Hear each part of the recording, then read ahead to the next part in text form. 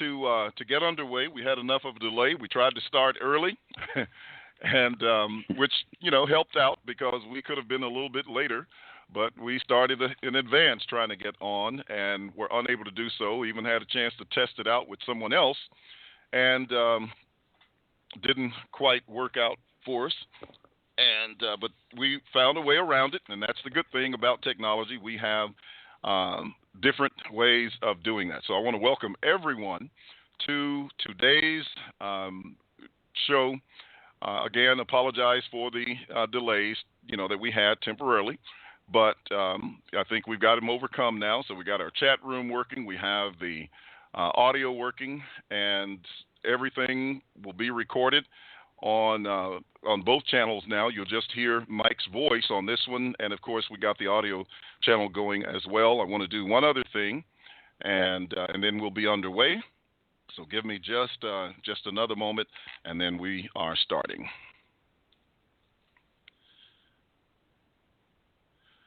And Mike, I want to welcome you. Yeah, you're right. It's been a while since you and I,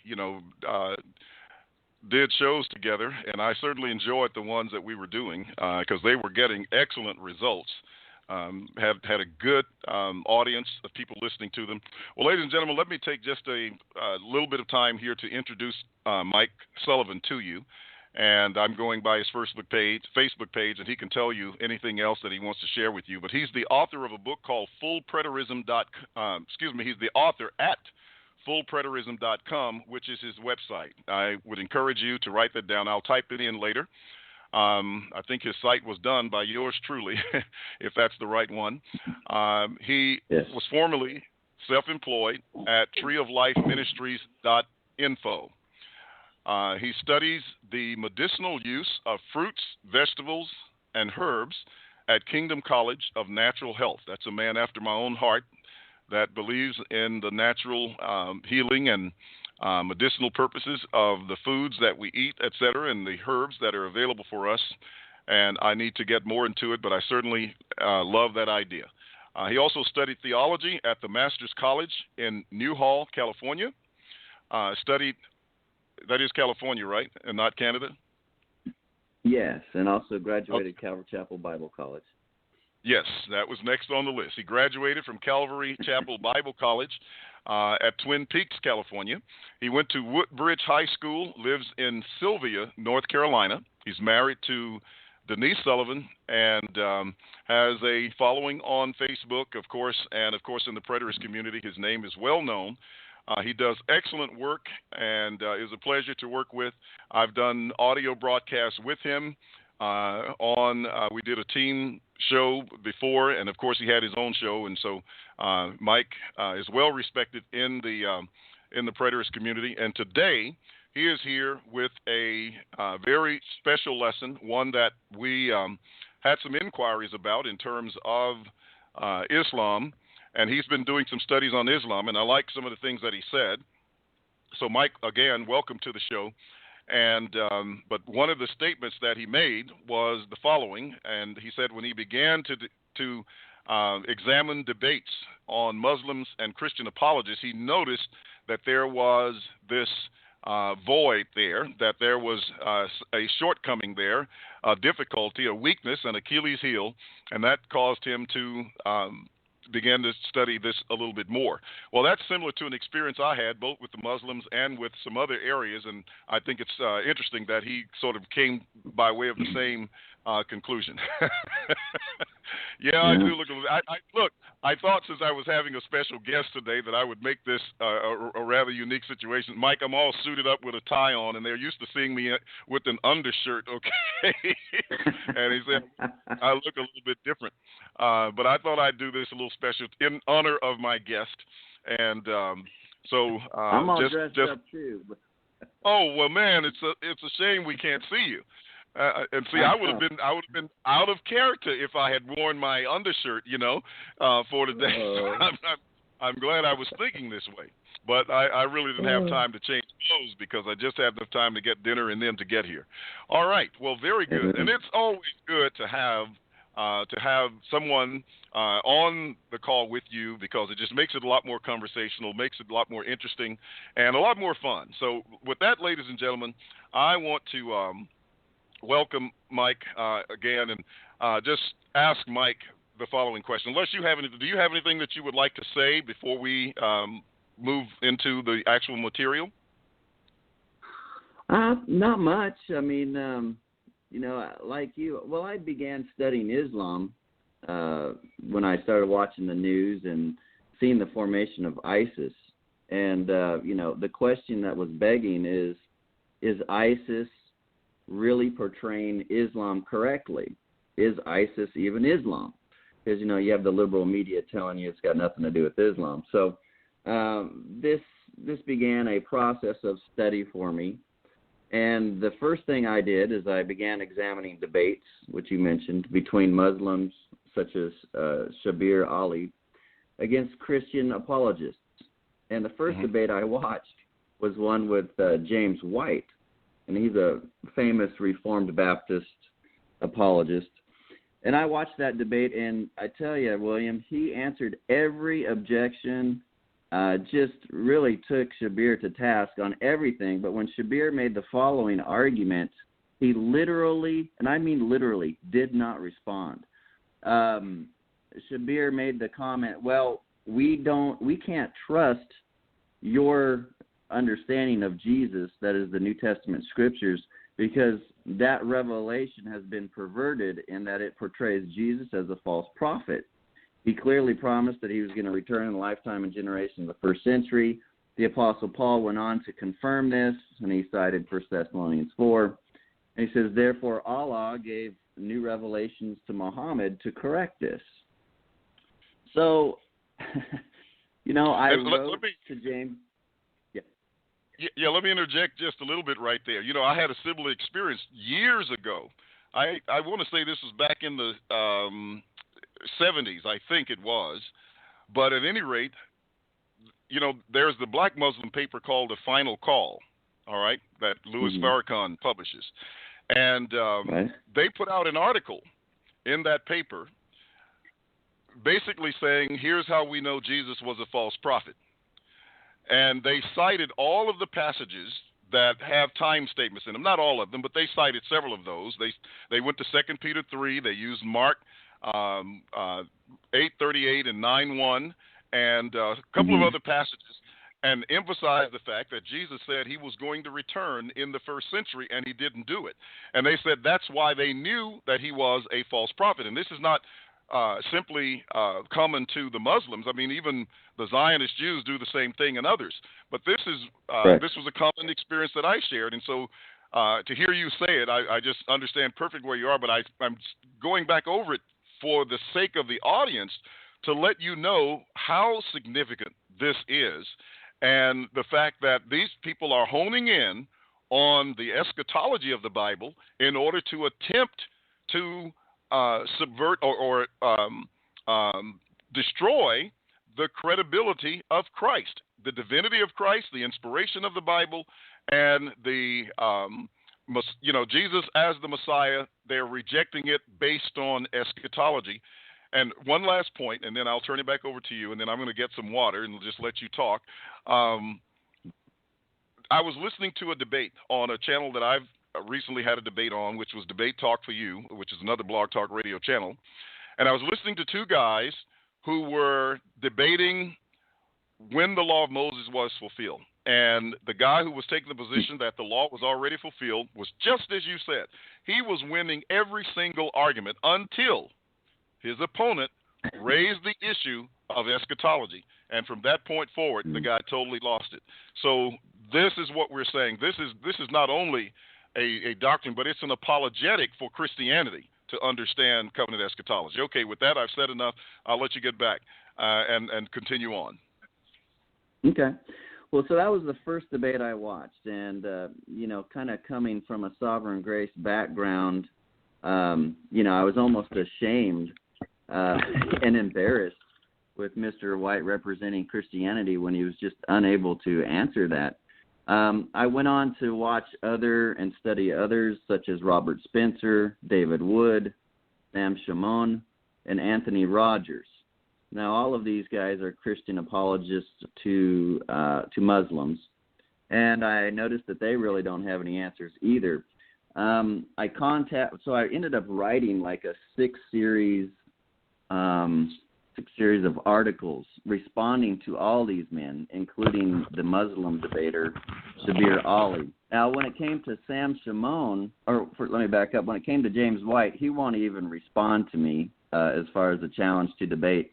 I guess the closest we've got to him is that he moderated a debate between Don Preston and Dr. Michael Brown, but he claims he won't debate eschatology.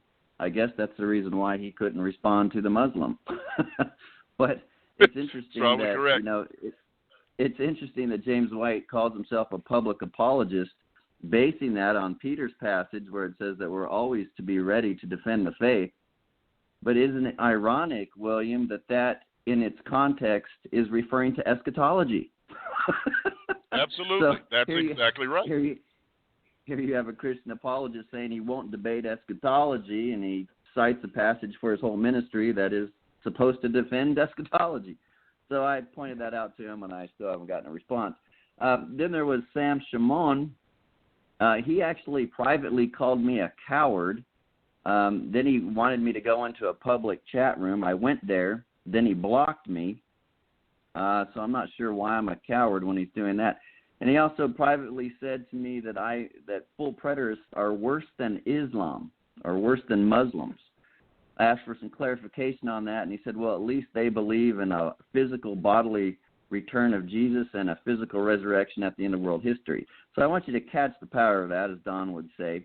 You can believe in the deity of Christ, you can believe the Trinity, you can believe in God's sovereign and free grace by faith, and yet you are worse than a Muslim because you're a full preterist. So, of course, I called him out to debate, and he will not respond. So, obviously, we know who the real coward is there. He shouldn't be name-calling. Then there was Anthony Rogers. Now, this is a guy that's on Sam Shamoun's site, and all these guys are famous apologists to Islam. And Anthony Rogers is a partial preterist. So he thought, he too was embarrassed with James White's debate that he couldn't answer this. So the partial preterist, of course, steps in here to try and save the day. So he wrote an article on Matthew 16, 27, 28, and Matthew 24. But if you notice that, he never finished his article on Matthew 24. And the reason why is he kind of got to about verses 35 and 36, and that's kind of where the rubber meets the road. Either Matthew 24 is divided or not, and he seemed to be going in the direction of Gary DeMar, that it was, all fulfilled in AD 70. So that just shows you right there that even partial preterists can't answer this challenge because they don't really know how to deal with the inconsistencies in the hermeneutic. So I called out Anthony Rogers and I said, hey, look, you've had years to finish this article. You haven't done it. We need to debate me over this particular issue within Islam and their apologetics.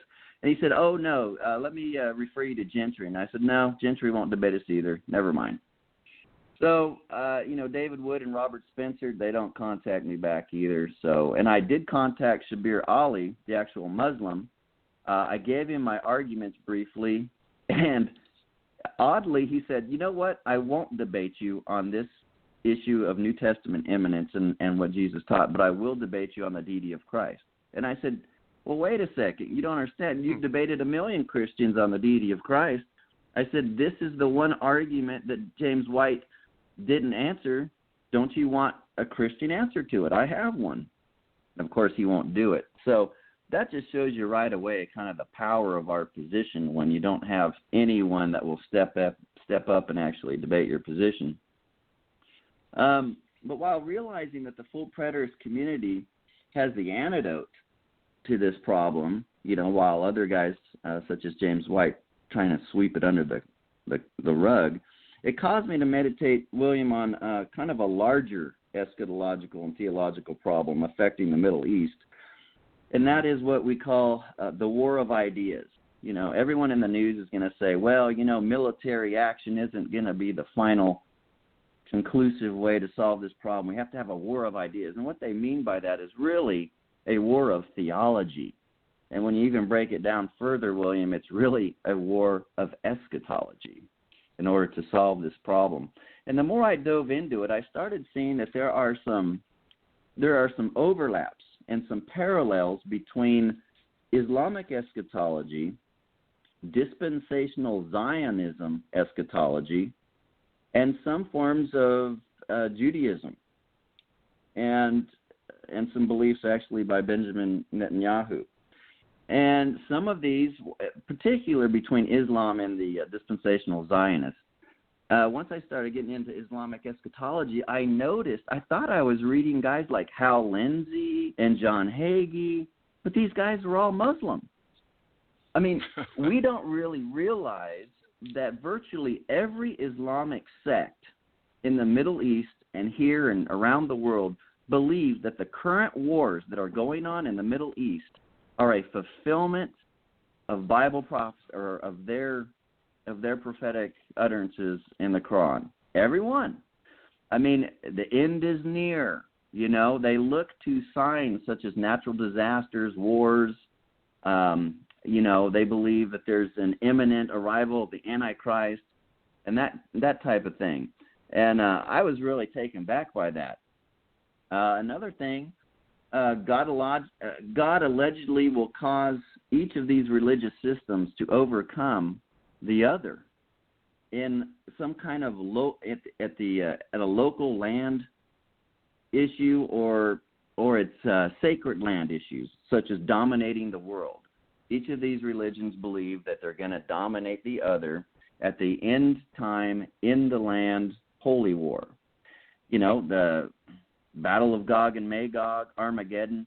Islamic eschatology has all of these in there because it's kind of a cut and paste of the Old Testament and New Testament. They just borrowed bits and pieces to form their religion, bottom line.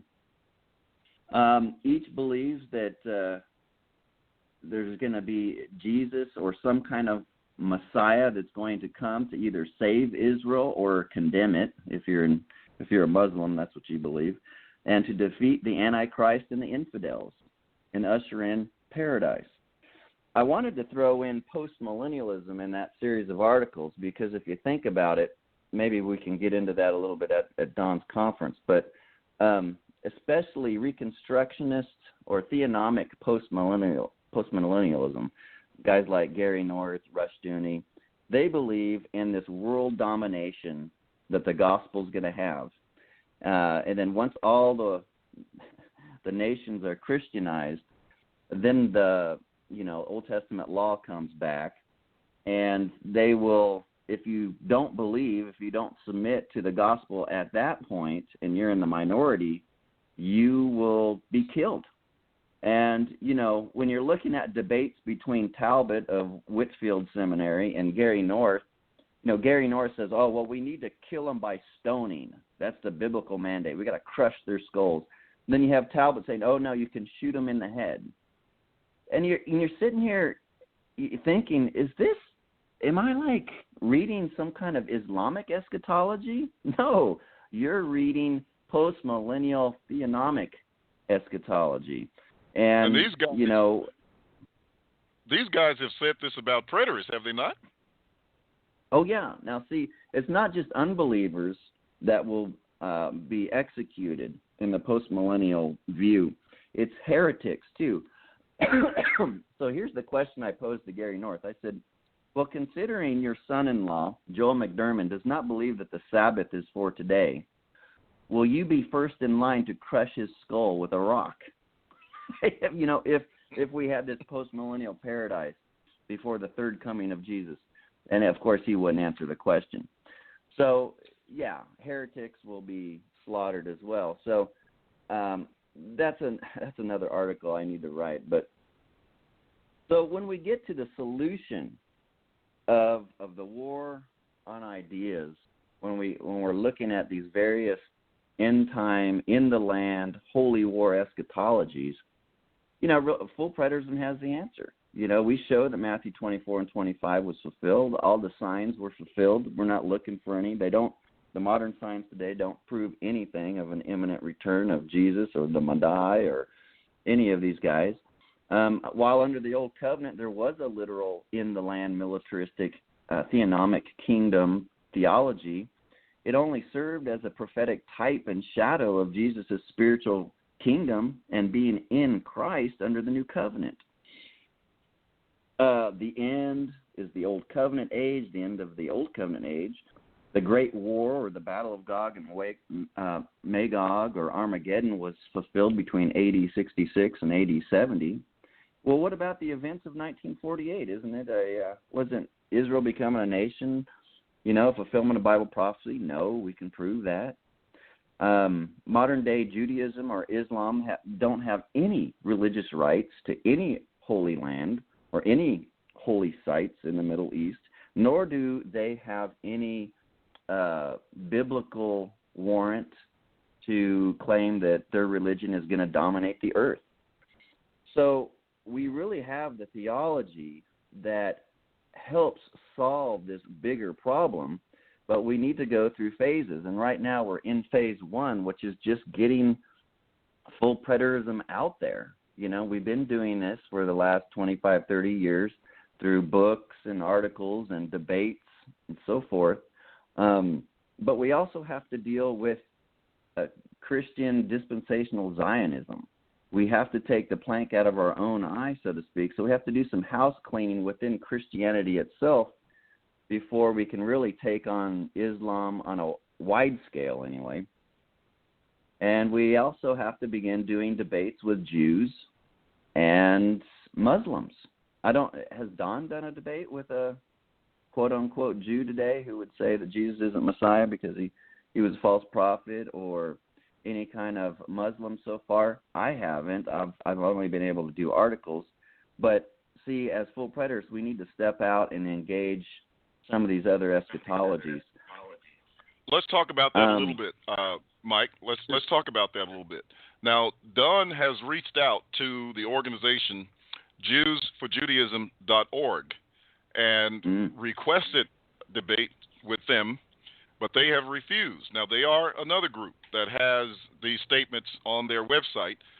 This is how we know Jesus wasn't the Son of God, wasn't the Messiah, because of his promises to return in the first century generation.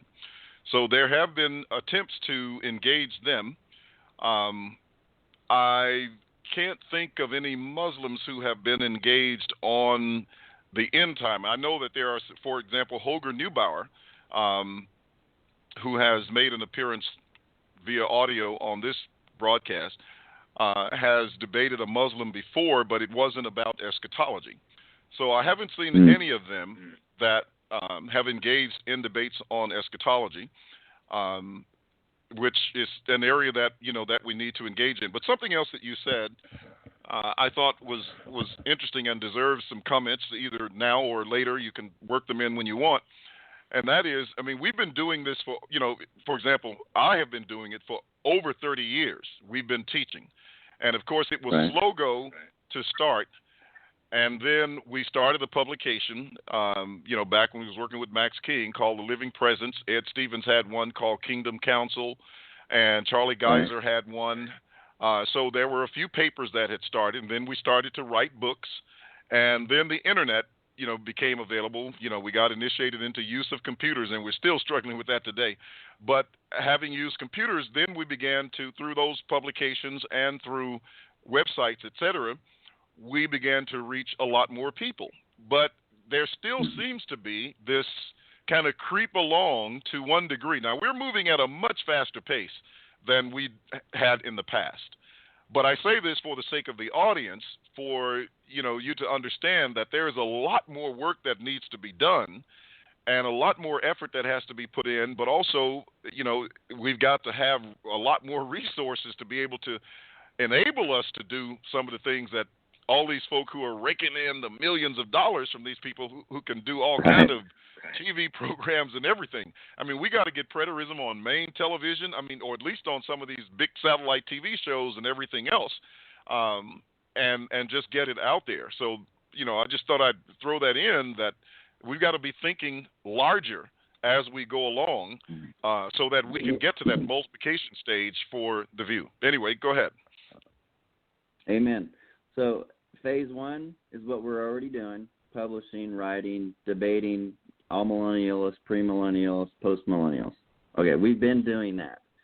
But we now need to enter into phase two, which is debating Muslims, debating quote-unquote Jews. And I say that because I really don't see a modern-day Jew being a Jew after 80-70 because of, what happened in the temple and the genealogies and so forth. So, and after we do that, then phase three would be kind of exposing the public at large that we have the answer to these issues.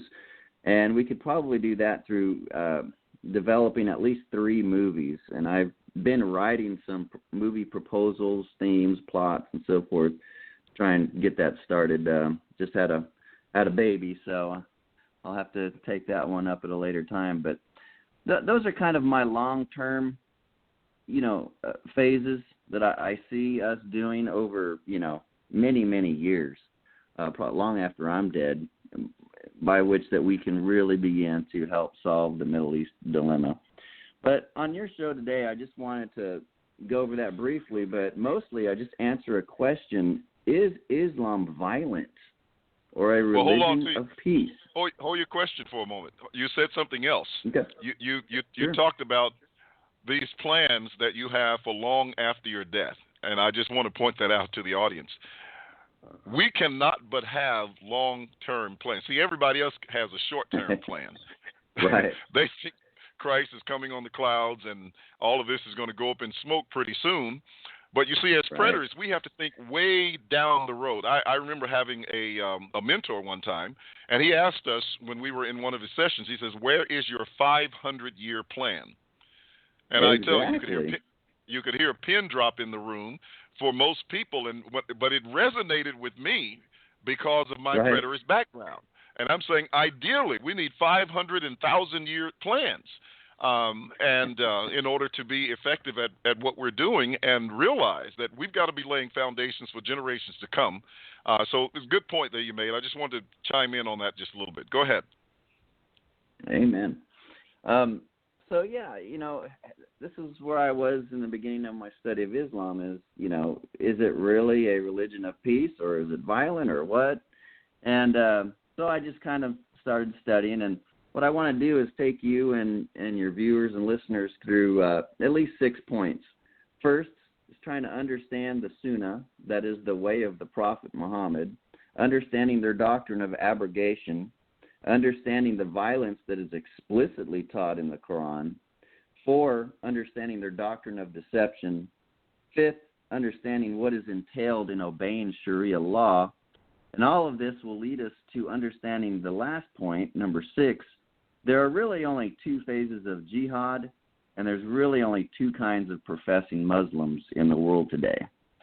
But before I wanted to get into all those points, I wanted to talk about the origins of Islam. And Robert Spencer maintains, and he's kind of picked this up from another Christian Reformed apologist, Robert Morey, I believe, who maintained, and there are others that aren't even Christians, they're historians and archaeologists that come out and say they don't believe that Muhammad was a historical figure. And that was one of the first things that kind of caught my eye.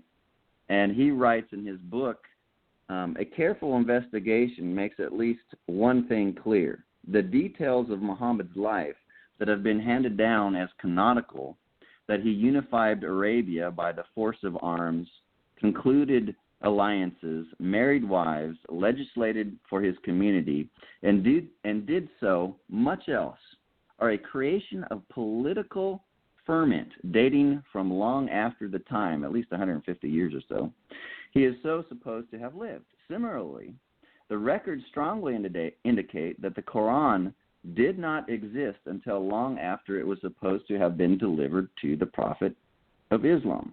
Did Muhammad exist as a prophet of the Arabs who taught a vaguely defined monotheism? He may have existed, but beyond that, his life story is lost in the midst of legends like those of Robin Hood and Macbeth.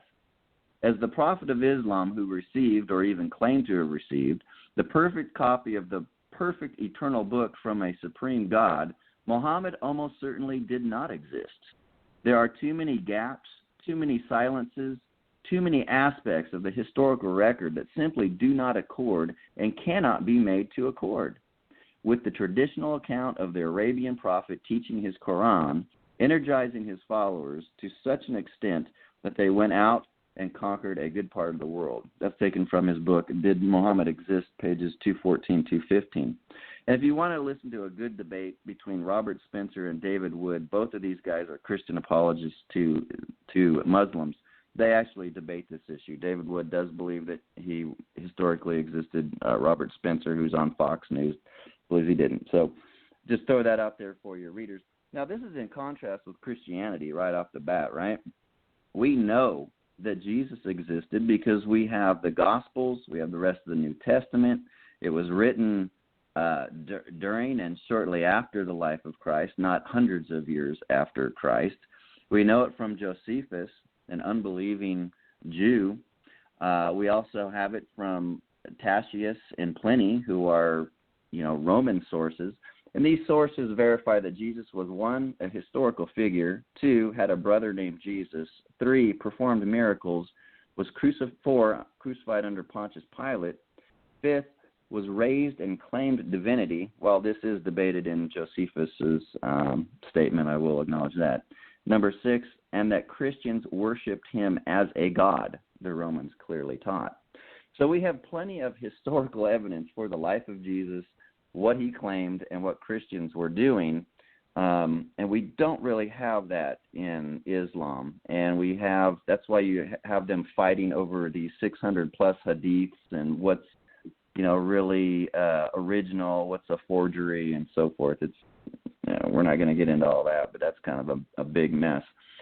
So another interesting thing I found, William, is that, supposedly, and we see this in Mormonism, oops, there's a little bit of an echo. Hello? Go ahead. That was me. I just turned my mic on, but I turned it back off. Oh, okay, good. Another thing that's interesting that you see in Mormonism, too, is that Muhammad supposedly got this claim that, Allah originally gave the Jews the Old Testament. Allah gave the Christians the New Testament, but they perverted the scriptures and added to them, and thus Allah's revelation was no longer pure, and so he had to start over with the Prophet Muhammad.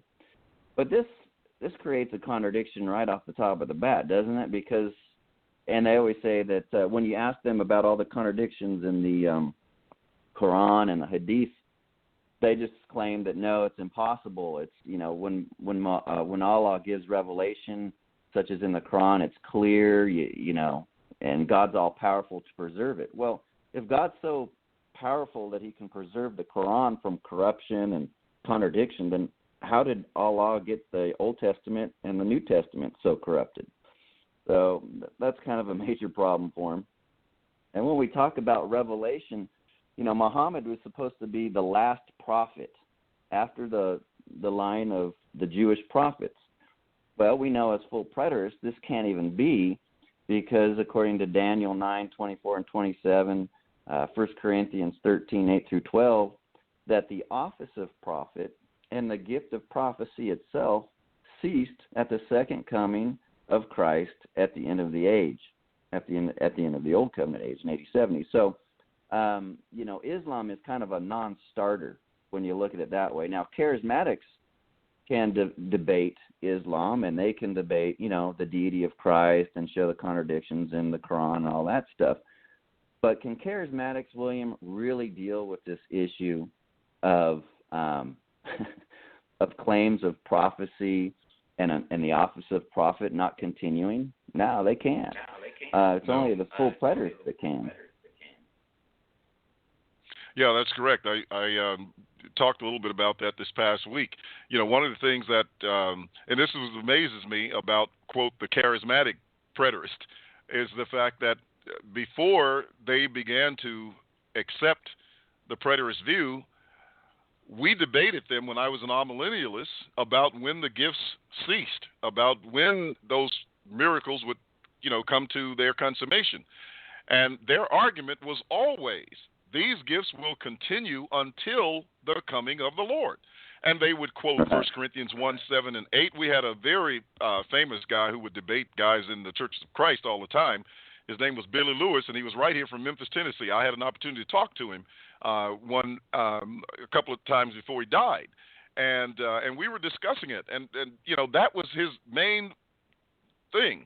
We had a very popular debater among us who was an excellent scholar, but he got in a debate with a guy by the name of Ben Franklin, who was a Pentecostal, and the only way he could get out of the dilemma was to admit that 1 Corinthians 1, 7, and 8 was fulfilled in 70 A.D. So now that these guys have accepted covenant eschatology, the preterist view that all things have been fulfilled, I don't understand how they are still trying to push the miracles beyond 70 A.D., but that's exactly what some of them are trying to do. Now, I have to say, partially to my credit, but also to Dunn's and the rest, that we have at least a couple of churches that very early on converted from both dispensationalism and their charismatic paradigms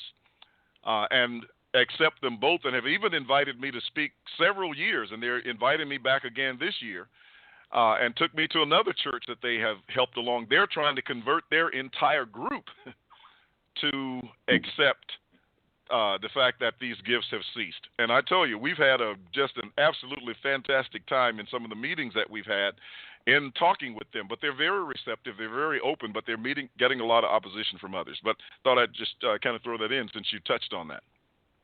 Amen. So we know that Reformed guys who would believe that the gifts have ceased can't really argue consistently that they have, and we know that Christian charismatics struggle because they're still saying that prophecy is for today. Now, what they'll say is that revelation has ceased. We have the Bible now, so we have no further revelation. But yet now they're forced in a position that they have to redefine the New Testament use of prophecy. And so this causes a dilemma for them, and I hope to point that out in my debate with Michael Brown, who's a charismatic, and hopefully it'll be in October at the Bridge Church here in Colowee, North Carolina. I'm hoping to get some more commitments on that. But I just wanted to throw that out there at the very outset, is that whenever you have anyone, whether it's Muhammad or Joseph Smith or the Jehovah's Witnesses, whatever last day cult it's going to be, the office of prophet and the gift of prophecy have ceased in AD 70. So Muhammad is kind of a non-starter when you look at it that way. Well, how did Islam spread? And this was very interesting to me, William. I don't know if you know this, but the first 12 years, according to the legend of Muhammad, he was preaching a relatively peaceful message, just kind of a moralistic, type message, and he really had no followers. He barely had any followers. Now, get this, William. It wasn't until he supposedly got revelations from Allah that you can go out and you can attack your enemies, you can kill them, you can steal from them, you can rape their wives, and you can even take their wives as your wife. Now, all of a sudden, the Arab community and empire is now beginning to unite under these religious teachings. So let's contrast that with Christianity. Well, Jesus and Christianity grows by confronting man's sin, his pride, his lust. Now, you would think that kind of a message wouldn't resonate, it wouldn't grow, but because it's of God, it does. And we don't need monetary issues for Christianity to grow. Islam apparently does. It needs to overcome other people militaristically and steal their their things and their wives and everything else. But when it comes to Christianity, Jesus taught us to give freely and to give from the heart. So the expansion of Christianity is much different than the expansion and growth of Islam as a religion. And then now to the heart of the issue, is Islam violent or peaceful? And the first issue would be understanding what the Sunnah is, the Islamic doctrine of Sunnah, which is, in Arabic, it just means the way, or in Islamic theology, the truthful way. Now, I got this off of some Islamic sites. I'll give you a quote from this doctor. He says, the legal way or ways, orders, acts of worship, and statements of the Prophet Muhammad that are ideals and models to be followed by all Muslims.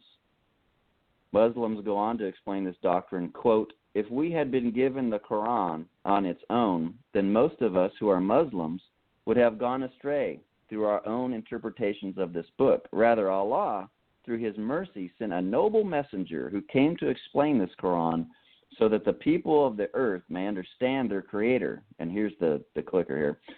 We have revealed the reminder, Quran, to you, O Muhammad, in order that you explain to the people what has been revealed to them, that perhaps they may reflect. He says, indeed, in the messenger of Allah, you have the most beautiful pattern of conduct. Aisha, his wife, said his character was that of the Quran. And here's the clincher right here. Muslims teach that, quote, while believing Muhammad was only human, we still believe that his sunnah, that is his way, his example, the way he lived, is infallible. Let me repeat that. It's infallible. So in the hadith, the oral traditions of the life and actions, examples of Muhammad, that is considered an infallible source of authority, just as it is in Quran. So that's important, because when we're looking at, is Islam violent, but Islam tells you that you have to follow the actions of Muhammad. Well, if Muhammad did some things that were violent, that kind of is self-explanatory. Let's understand, number two, their doctrine of abrogation. This, too, will help us understand if it's violent or not. In Quran 2:106, it says, whatever verse or revelation Allah gives, and he abrogates or causes to be forgotten, we bring a better one or similar to it.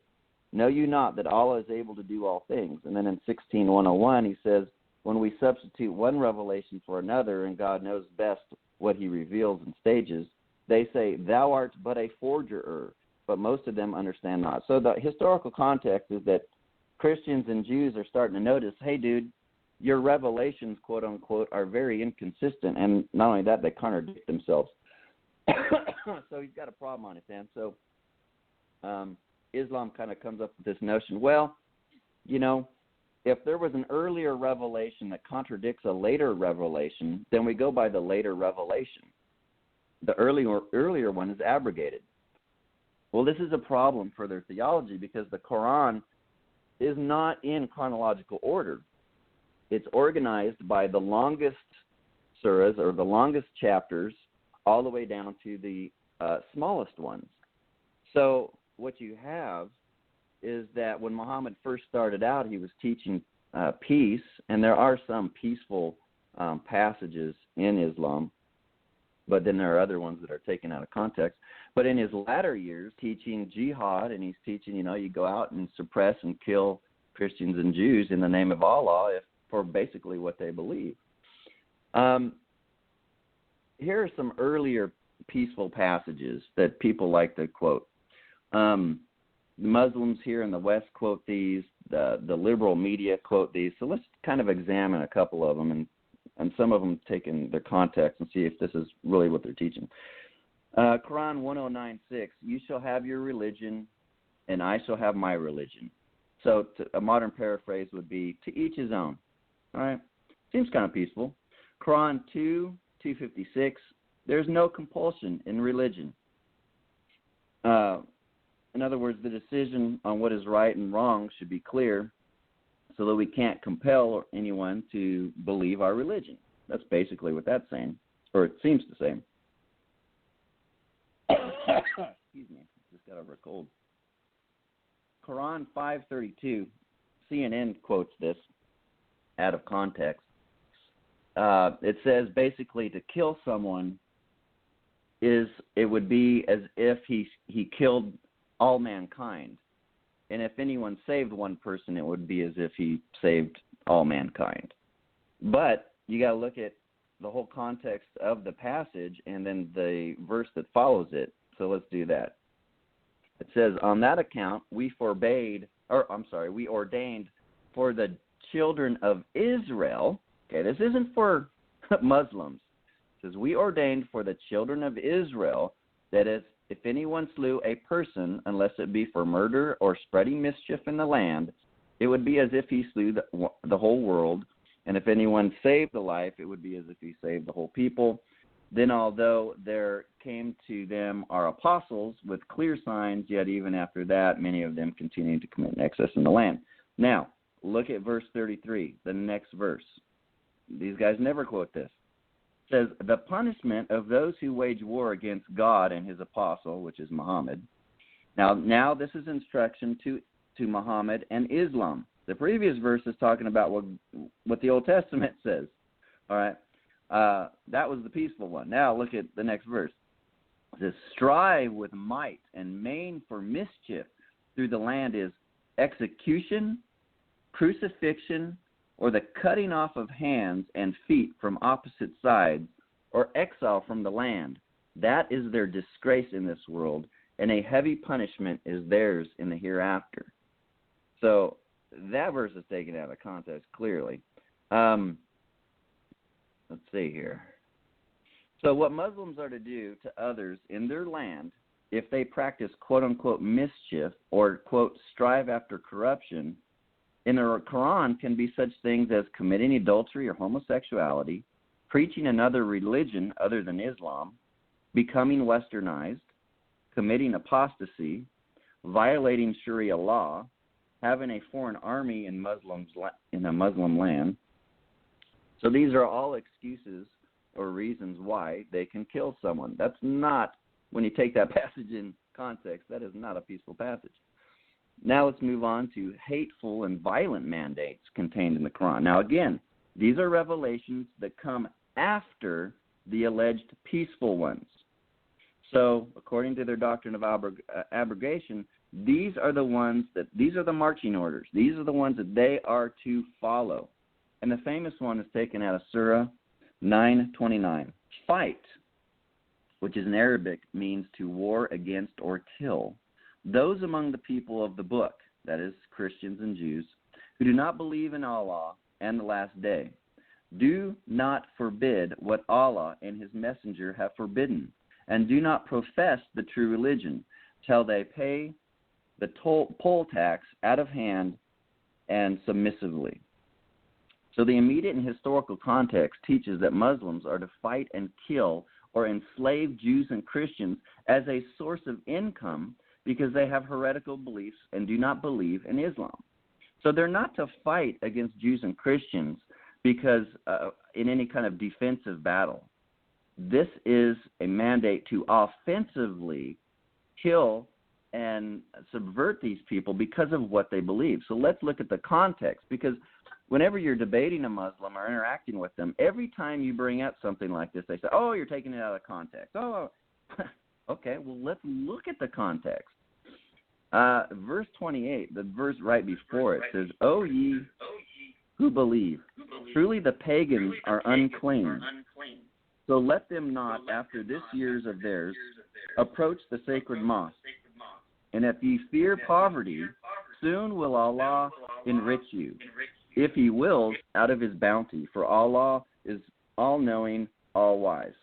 So the historical context of 929 is that Muhammad is now in charge of the city, and he's changed his mind that Allah wants the pagans to come into the land. So he's not going to let them make their religious pilgrimages.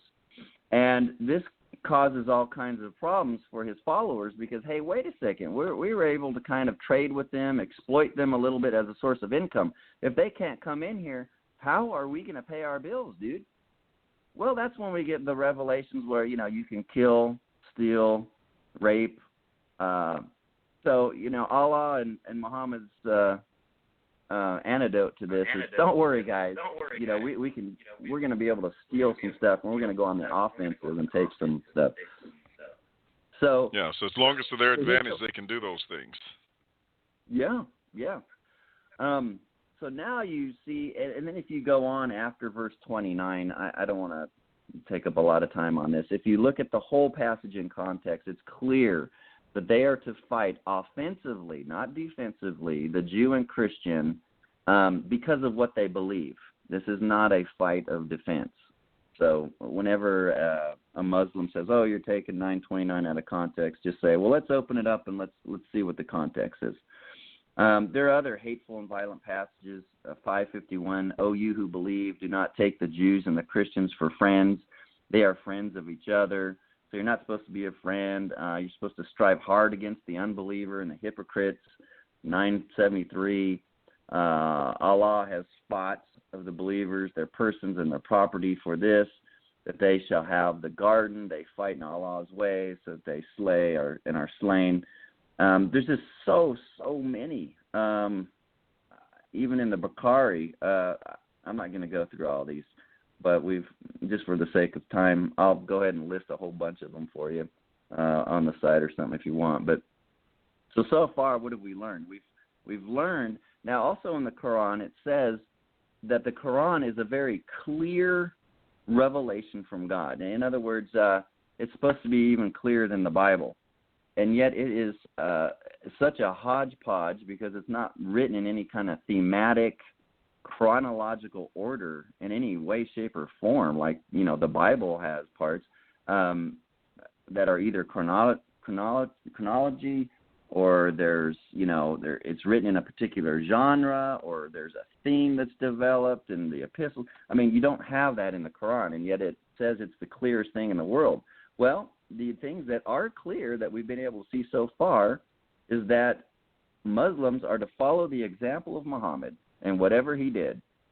We've seen very clearly that some of the peaceful passages they quote are taken out of context. And third, we've seen from the Quran itself that it teaches offensive war, jihad, against Jews and Christians because they don't believe their way. Here are 13 doctrines of Islam that are violent and deceptive, most of which were actually practiced by Muhammad himself. You can rape, marry, and divorce prepubescent girls, Quran 65:4. You can enslave for sex and work, Quran 4:3, 4:24, 5:89, 33:50, 58:3, 70:30. I'll tell you what, I'll just post these, but I'll just go through them without citing them. You can beat sex slaves, work slaves, and wives. You need 4 Muslim male witnesses to prove a rape. You can kill Jews and Christians if they do not convert or pay tax. You can crucify and amputate non-Muslims. You can kill non-Muslims to receive 72 virgins in heaven. You can kill anyone who leaves Islam. You can behead non-Muslims. You can kill and be killed for Allah. You can terrorize non-Muslims. You can steal from non-Muslims. You can lie to strengthen Islam. So, William, when we're looking at ISIS or we're looking at Osama bin Laden and Al-Qaeda, are these extreme radicalists? Are these people that are perverting Islam, or are they just following the examples of Muhammad and the Quran? Well, I'll take it as... Can you hear me? Yeah, I can hear you. Okay. I have my mic muted so we don't get the feedback. But yeah, I Okay. see exactly what you're saying. So some do speak of an inner jihad or submission of the heart. But that doesn't take away the other very clear political and military definitions of jihad as prescribed for Muslims in the Quran and patterned by Muhammad and his followers. So that's kind of a moot point. And on the issue of the doctrine of jihad, Gregory Davis writes concerning the unity on an understanding of what jihad is among various sects of Islam, whether it's Sunni or Shiites. He says, one of the common elements to all Islamic schools of thought is jihad, understood as the obligation of the Ummah to conquer and subdue the world in the name of Allah and rule it under Sharia law. The four main Sunni schools all agree that there is a collective obligation on Muslims to make war on the rest of the world. Furthermore, even the schools of thought outside Sunni orthodoxy, including the Shia school, Jafari, agree on the necessity of jihad. When it comes to matters of jihad, the different schools disagree on such question as whether infidels must first be asked to convert to Islam before hostilities may begin. I don't know if you remember, but Osama bin Laden was kind of from that school. He called America to repent, before he flew the planes into our Twin Towers. So that's kind of one school of thought. They also, disagree on how plunder should be distributed among the jihadists. But these are little details on the overall consensus that jihad is not an inner heart submission. It is submitting the infidel through the sword. So sometimes you will hear Muslims trying to be deceptive and say, well, jihad is just this inner thing, like you Christians, like Jesus said, deny yourself, or Paul said, mortify the deeds of the flesh. That's kind of what jihad really is. No, it's not. And there's a very large consensus that it's not. There may be an element to that, but there's this whole other element and consensus on what jihad is. Well, what about Sharia law? Here's another aspect that we can answer this question on: is Islam violent or not? He says in Sharia, in Arabic, Sharia simply is the way, or the right way, as dictated from the commands of Allah and his last prophet, Muhammad, as embodied in the Quran and Hadith. So in Sharia law, it informs and tells Muslims how to pray, how to wash their hands, instructions on the method of taxation, how to perform military policy and strategies. And here's the one that we really want to focus on. Sharia law informs Muslims how to form and execute punitive punishments for those guilty, like I said, of adultery, homosexuality, apostates, how to repress other religions. It's the go-to book on how to enforce blasphemy laws, that is, punishing any non-Islams for anything critical they say of Islam, how to wage jihad and usher in Sharia into other nations when Muslims are in the minority or the majority. And Sharia law instructs them how to lie and deceive their enemies in order to impose Sharia and jihad. So this is really important because the liberal media tells us that it's only extreme Muslims that want to impose Sharia. And we really don't have those in the United States. Oh, really? Because here are the facts. 51% of Muslims in the United States want and support Sharia law. 77% of Muslims in Asia want it and support it. 64% in Africa, 99% in Afghanistan, 91% in Iraq, 84% in Pakistan. So the facts really are that Islam is not or peaceful Islam is the majority, right? That's what we hear the liberal media say. Well, the peaceful ones, they're the majority, and these guys that believe in Sharia law and imposing that's the minority in the world, and that's definitely the minority in the United States. That's not the case. That's just not the facts. Robert Spencer correctly writes, America's most respected Islamic leaders and scholars also want theocracy, not democracy, and even advocate trading the Constitution for the Quran. Examples of this, Pamela Geller is another great outspoken opponent of Islam, and she gives all kinds of examples where, so right now in the United States, they're the minority, and they realize that they can't do Sharia law here. They can't do jihad militaristically, so they do it in other subtle ways to pave the road. So how do they do that? Well, they get into our schools, and so she points out how in some places where Islam has a foothold here in the United States, they're actually getting a hold of our school curriculums and painting Muslims as believing all these wonderful things. They're imposing on Christians and other kids that they can't pray during school, but the Muslim kids have a time where they can pray. How about in the workplace? Some places in the United States, Muslim activists are kind of in bed with the unions and have intimidated the unions.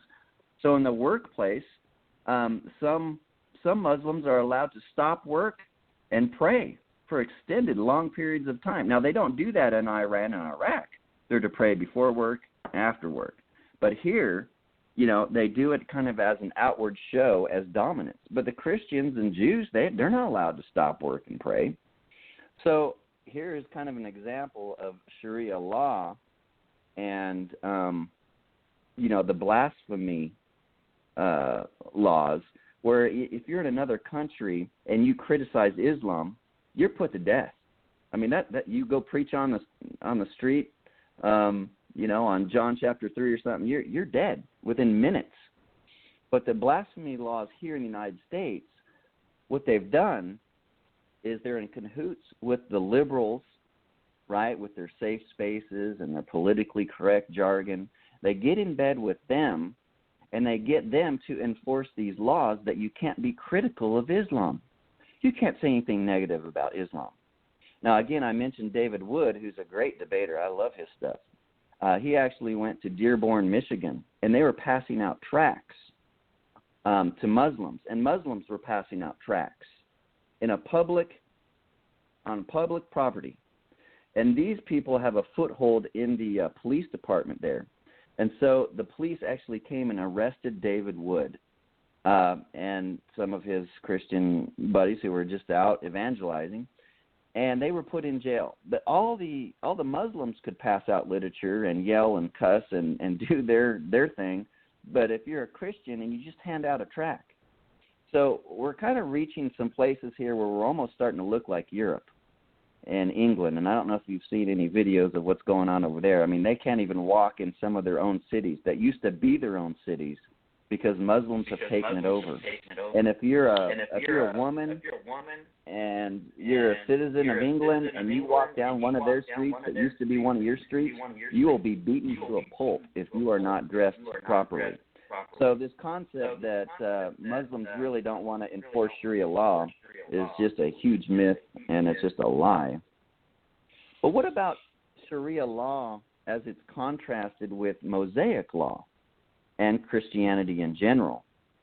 And I was kind of thinking about this. You hear, the Bible's violent too. You always get that.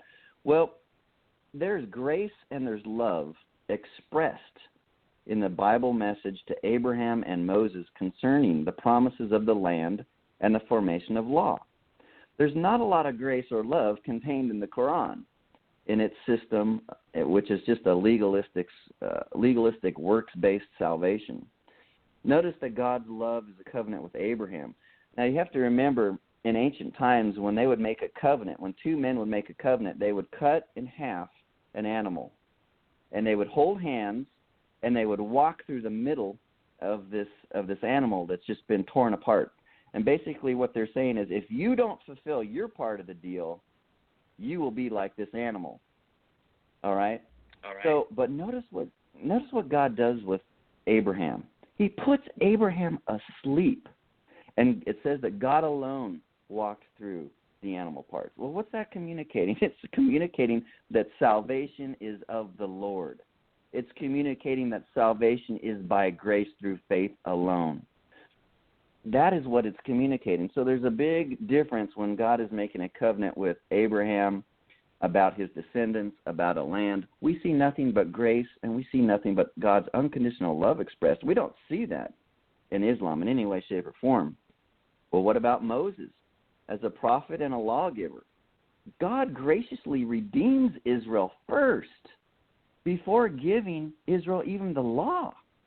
He's going out of his way to show his gracious attributes, his love, his mercy, his long-suffering with Israel. Now, when God does establish, well, even before he establishes the law with Israel, what does he do? He does miracles. These miracles demonstrate that God can be trusted. When he gives the law, we know that it comes from a living and true God because we're looking at these miracles. Do we see any of this in Islam? No. In fact, the Quran tells us clearly that Muhammad did not perform any signs at all. Well, that's kind of another problem because biblically, William, a prophet is to perform signs to validate that he's a messenger of God. So once again, Muhammad as a prophet is a non-starter. Even the Mosaic Law was gracious in and of itself because it called Israel to love their Gentile neighbors and to treat them as equal in the land when they entered into covenant with Yahweh. Why? Because they too were once aliens in the land of Egypt. Look at Leviticus 19. In Islam, Muslims are superior to others because the others are lower than animals. So Muslims are to rule over them as a source of income and kill them because they're lower than the animals. So you don't see this humility, you don't see this love, you don't see any of this in Islam, contrary to the Old Testament. And contrary to Muslim claims that the Old Testament performed genocide, that's just simply not true. And I don't have time to develop this, but I know sometimes in the Old Testament you'll see, Israel was called to wipe out all those ites, whatever ites are under discussion, and, kill the parents, the children, the animals, all this stuff. But what's interesting is, you go a few chapters later on, there those ites are. Or even in another book that's written hundreds of years later, there they are again. Well, there's a lot of hyperbole in the Old Testament, and that's another issue and another talk, but that claim is false. But here's the main point. Christianity has its own version of abrogation. And under the new covenant law of grace and truth found in Christ, there is no physical land or earth to militaristically conquer because we are commanded to bring healing to the nations. How? Through the sword of the Spirit or through the gospel. While the Bible ends its revelation and form of abrogation with peace and a spiritual mandate to heal the nations, the Quran and Sharia closes its revelation and doctrine of abrogation with violent jihad and calls for world domination through deception and physical war. I think we can clearly see that there's a sharp contrast between Islam and Christianity and even the Old Testament and the law. My fifth point is taqiyya, and that is just understanding Islam's doctrine of deception. And we really need to understand this in America with this whole concept of people telling us that this is a religion of peace. In the Quran and Sharia, it instructs Muslims to outright lie and deceive about Islam's intentions in order to protect it and for it to grow. And you can read that in Quran 326, 354, 93, 16, 106, 40, 28. So a Muslim can tell us that Islam is a peaceful religion and quote earlier peaceful sayings of Muhammad without being honest about their doctrine of abrogation and their calls to enforce Sharia and jihad upon the nations of the world. Now this makes, we saw this in the election, William, with this whole issue on dealing with immigrants. And this doctrine makes it almost impossible to vet Muslims coming into this country. And it almost makes Trump's extreme vetting policy of Muslims impossible as well, because all they have to do is lie. They're supposed to lie. Well, do you have any intentions of coming to the United States and doing harm to Americans? Oh, no, I'm a peaceful religion. Okay, they're practicing a doctrine called taqiyya. That's what they do. There's no way to really vet these people. And I may be unpopular, but I kind of stand by the original Trump thing where you just don't let Muslims in. Now, people will say, wait a second, you're going against the Constitution because, freedom of religion. Well, if I really thought that Islam was a religion, you might have me over a barrel. But I don't see it that way. I see it as a political system that made up and borrowed some religion from the Old Testament and New Testament, from the Jews and Christians, and it's really a political system. Whenever it says that it enforces and believes in Sharia law, if Sharia law contradicts our Constitution, they can't become a United States citizen. It's really that simple. I don't care what you say you believe religiously. If what you say you believe contradicts the Constitution, then, legally you shouldn't even be allowed here. So, that's a tricky issue, but, that's something that we really need to wrap our heads around whenever we're watching the news, whenever we're watching these guys debate, and they're portraying themselves as a peaceful religion, because they're just outright lying. Now, not all of them lie. Now, I'm on my last point. Do I have time to develop these, William? Yes, go right ahead. Okay. Well, my last point is there are two phases of jihad and two kinds of Muslims. So the two phases of jihad would be, first, when Muslims are in the minority, they are taught from the Quran and Muhammad to deceive and portray Islam as a tolerant and peaceful religion. Also, when in the minority, they begin to use Western values and our liberal side of government with its politically correct jargon and safe spaces and all that crap to implement and marry Sharia law and its blasphemy laws with liberal-leaning laws to protect them from being exposed. If you can't pass out a tract that says something negative or exposes Islam, that's what they want. They don't want any opposition. They don't want it intellectually, and they don't want it physically. So we have to be really careful. So that's phase one. When they're in the minority, they lie about their religion, and they try and get Sharia law at least a foot in the door when they're the minority. Now, the second phase of jihad against the unbelievers is when they are strong enough to have a fighting or military force. They become more open and honest about their intentions to wage war and kill all unbelievers and enforce Sharia worldwide. So those are the really only two kinds of jihad. But what about there are two kinds of Muslims? This is what I've narrowed. This is my conclusion. Here's my conclusion. There's two kinds of Muslims. First, there's the true orthodox followers of Islam that are truly violent in nature, and they're secretly planning to be violent. And then two, and I know I hear the listener now, but I know a Muslim guy, and he really seems sincere. I don't think he's lying. He does believe that Islam is peaceful.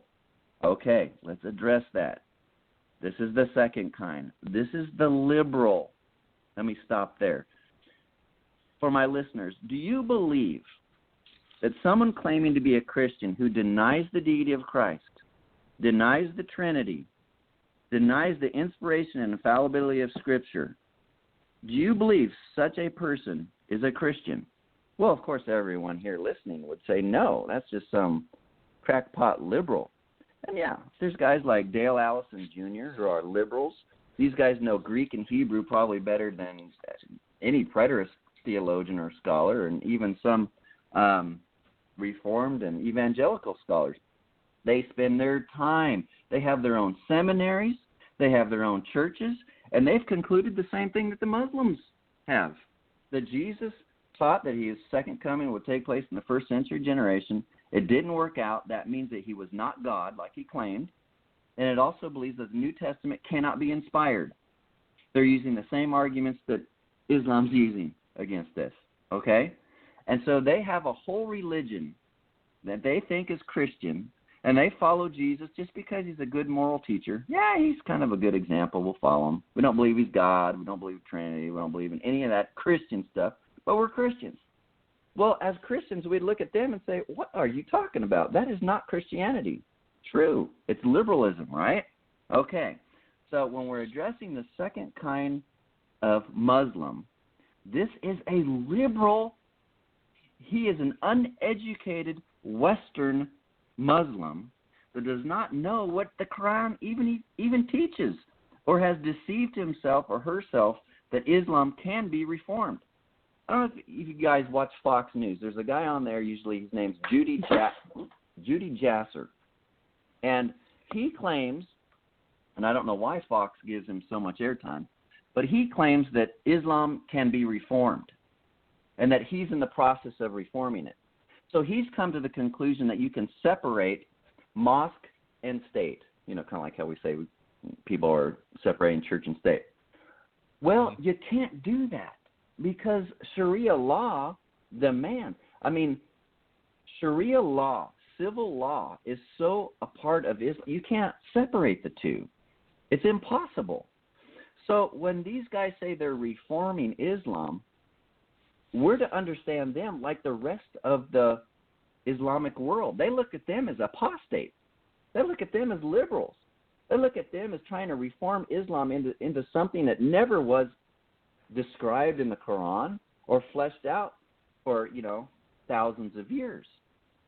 So, you have to, those are the only two kind of Muslims. They're the violent ones, they're the ones that are deceiving you, or they're the second group. They're liberals, they're uneducated, and they don't really know what Islam teaches, or they're trying to get some kind of following. This guy, Judy Jasser, he doesn't have one mosque following him. He doesn't even have one mosque to support what he's teaching. And yet Fox, and I watch Fox every day. I love Fox News. I'm a great supporter of it. But my beef with them on this particular issue is that they give this guy so much airtime, it gives the impression that there's all these Muslims out there that believe what this guy believes. And there's not. And, I've challenged that guy to a debate too, but I haven't heard back from him. Anyway, William, in a nutshell, that's kind of what we're looking at when we're looking at Islam. I don't see it as a peaceful religion, and these quote-unquote extreme groups out there, they're not extreme. They're just practicing what Muhammad did. They're just practicing the Quran. Yeah.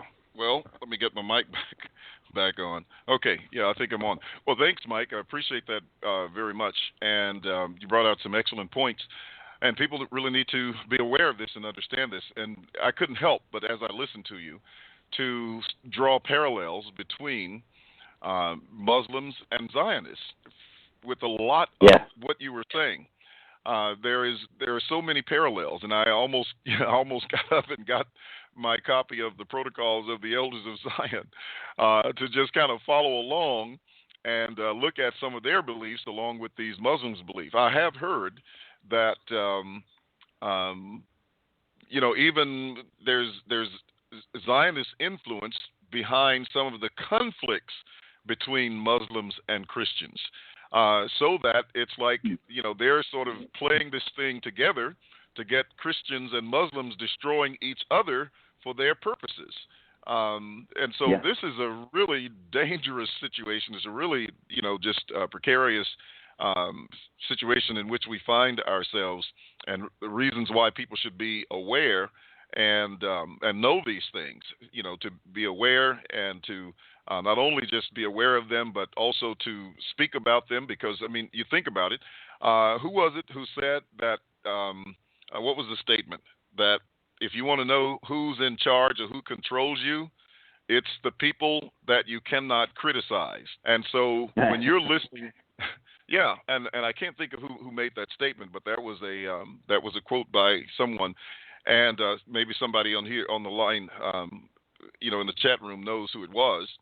But that's one of the things that you need to be concerned about, and I find so many parallels between Islam and between Zionism as far as that goes. Mm-hmm. But I certainly, can see the tension that develops between, quote, Christians and Muslims, having a Wizard of Oz behind some of this stuff as well. But, it makes them both dangerous, very dangerous.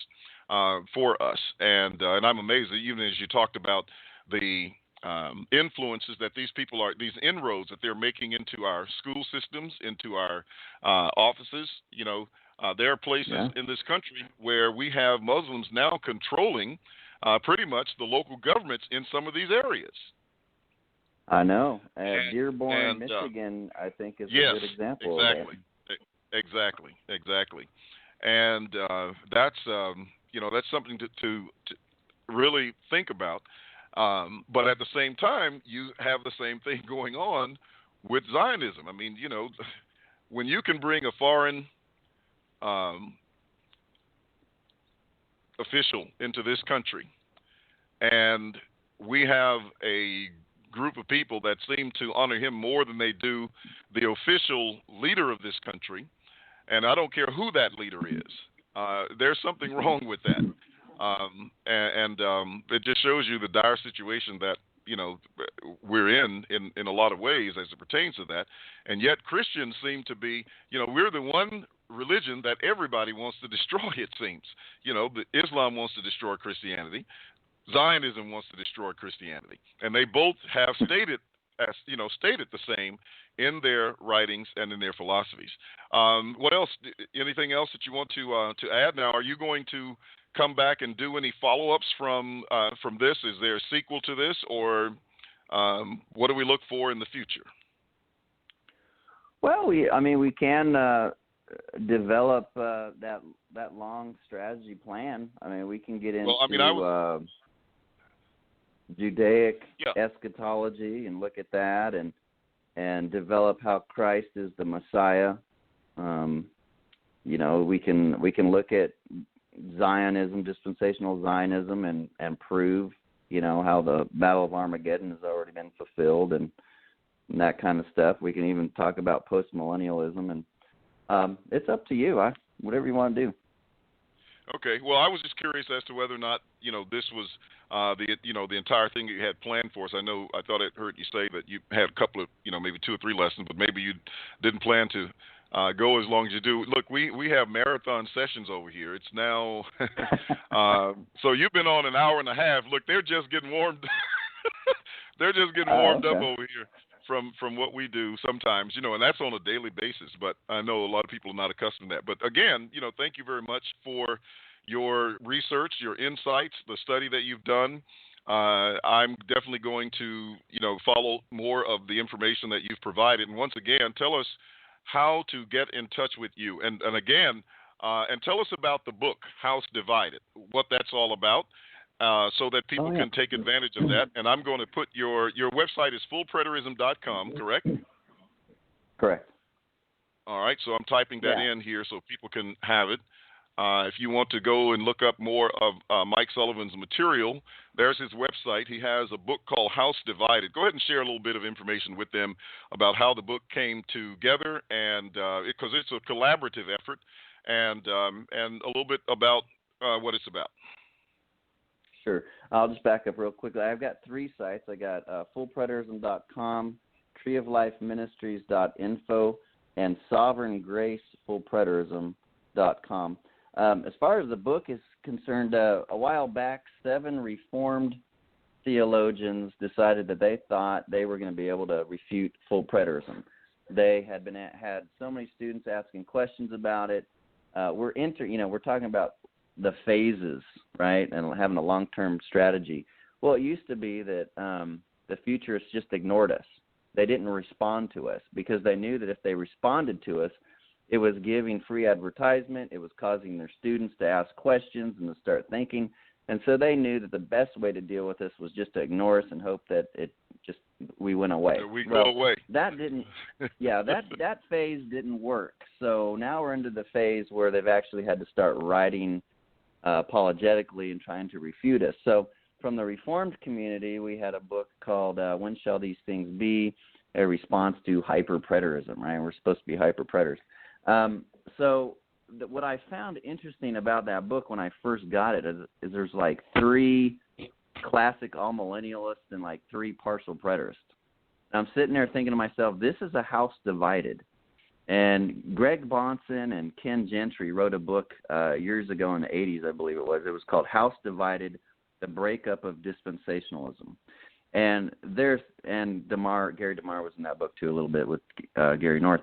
But their premise was, hey, look, dispensationalism is moving to the point where now there's these progressive dispensationalists who are saying, well, you can't make that big of a distinction between the church and Israel. And, you know, some of the promises made to Israel are actually applied to the church. Now, once you start saying that, William, as you know, you give away the farm. And so they wrote this book, hey, you know, dispensationalism has now become a house divided. It can't stand anymore. All right, well, I was a little bit mad when I got a hold of this book trying to refute us, because even Ken Gentry was an author. And I said, you know, I was thinking to myself, you know, Ken, you're a house divided. Reformed eschatology is a house divided. You know, like take Matthew 24, for example. The classic all-millennialist says Matthew 24 is describing the one second coming of Christ, end of the age, judgment, and resurrection. Well, then you have a partial preterist saying, well, no, it was spiritually fulfilled at the end of the Old Covenant age, and there was a judgment, and there was a resurrection of the dead that happened in AD 70. Well, these guys are content, apparently, in forming this contradiction, and they love writing books, you know, 4 views of the millennium, 4 views, this, that, and the other, because it makes them wealthy. Now, if you really want to solve that problem, you have to step outside the box, and you have to realize, hey, wait a second, these are not 2 contradictions. This is not an either-or. This is a both-and. The classic all-millennialist is correct. Matthew 24 is the second coming. So are the Reformed creeds, by the way, on that. And the Reformed partial preterists are accurate that the coming of the Lord in Matthew 24 and 25, per Gary DeMar and Keith Matheson, happened in AD 70 spiritually. So, you know, these guys, William, did not refute us. They actually formed us. And that's my testimony. That's how I came to full preterism.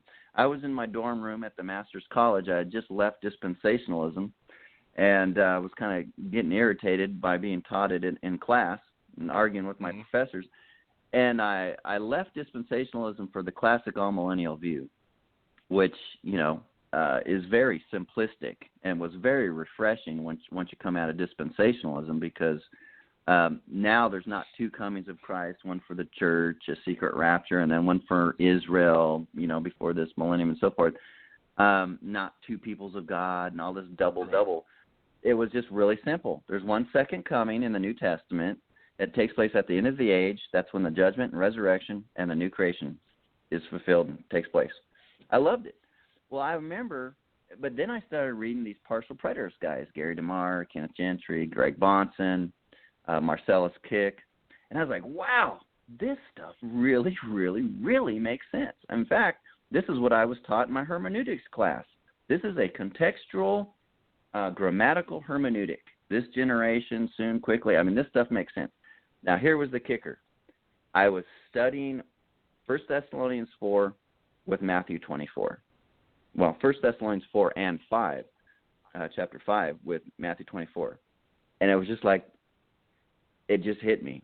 And I was reading something in David Chilton, and in a very vague way, in some parentheses, I think it was, he admitted that the coming of the Lord as a thief in Matthew 24, I think it's verse 43, was fulfilled in AD 70.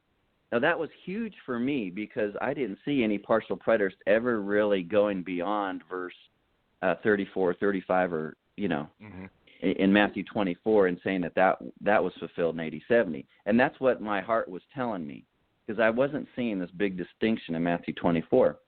And so when I saw that, and I looked at the parallels between 1 Thessalonians 4 and Matthew 24, I came to the conclusion the all-millennialist is right, that these parallels are talking about the same event, and the partial preterist is right, that it happened in AD 70. And I formed my conclusion based upon those 2 Reformed views. I didn't know who Max King was. me kind of coming from a Sovereign Grace background, I wouldn't be thinking in Church of Christ lines anyway. So I came to this position based upon what the Scripture was teaching, just the analogy of faith, and the historical church, and that's it.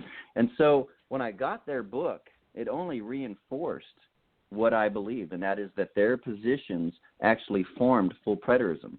So I wanted our book titled House Divided because I wanted it to be a playoff of Bahnsen and Gentry's book, kind of as, something to put right there in their face.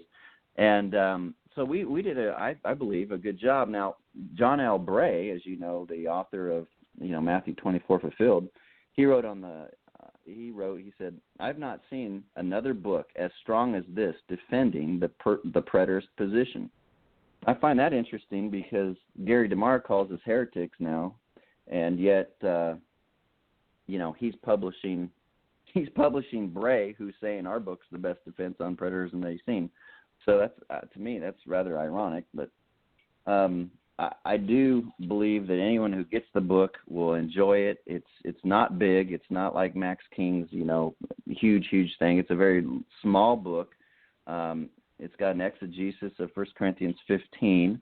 The only thing I wish that could be added to that is Don Preston's insight on the seed analogy and connecting that to Hosea, but I went ahead and wrote an article on 1 Corinthians 15 just recently, putting that in. But it also has an appendix. The second edition has an appendix in response to Sam Frost and some of the nonsense that he came up with, and I believe everyone will enjoy it. All right, very good. So, ladies and gentlemen, go to fullpreterism.com, treeoflifeministries.info. Get a copy of the book House Divided by Mike Sullivan. As I said, it's a collaboration with other authors, but it's a very, very good job, excellent refutation of both partial preterism and futurism in general, and these doctrines from the Reformed community. It's an excellent book, well written, easy to read and to understand. So it's great. I'm looking at it over on my shelf right now, and I have a copy, maybe a few copies of it, because it's a book that's worth sharing with other people.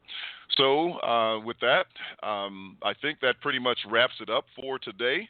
Hope that you had a wonderful time of study and of participating today. We appreciate those of you who are in the chat room always. And yes, Heavenly Skies, I know that there are conversations that go on in the background sometimes.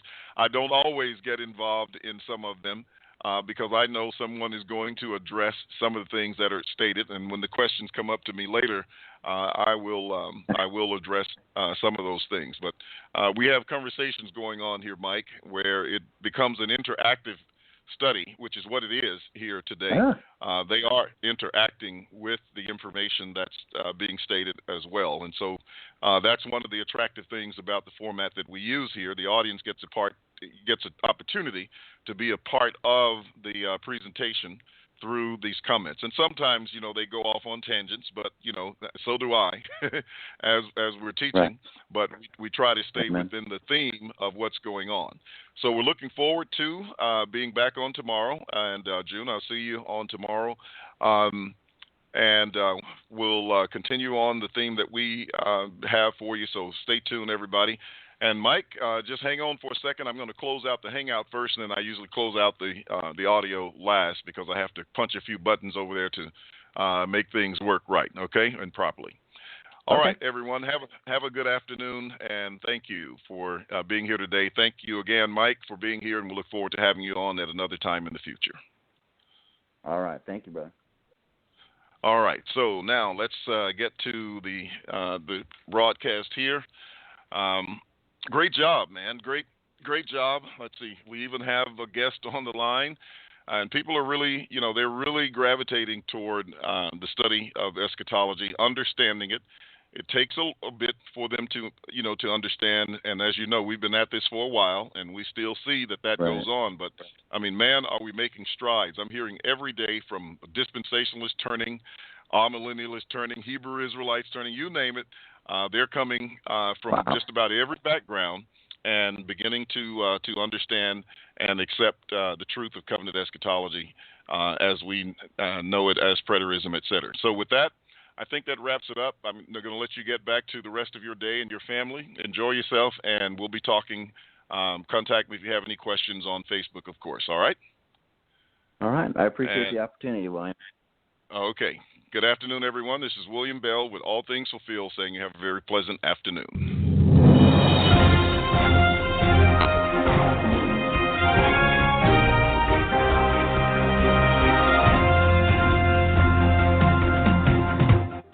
Hi, my name is Erica, and my success started at Northeast Community College. For the last 2 years at Northeast, I've lived on campus, and I have loved it. I was someone who never would have came out in a crowd, and now I am the leader of almost every single group on campus. I think that Northeast has really set me up for my next step in life, whether it's going to another college or getting into the workforce. Northeast is the perfect start for your future.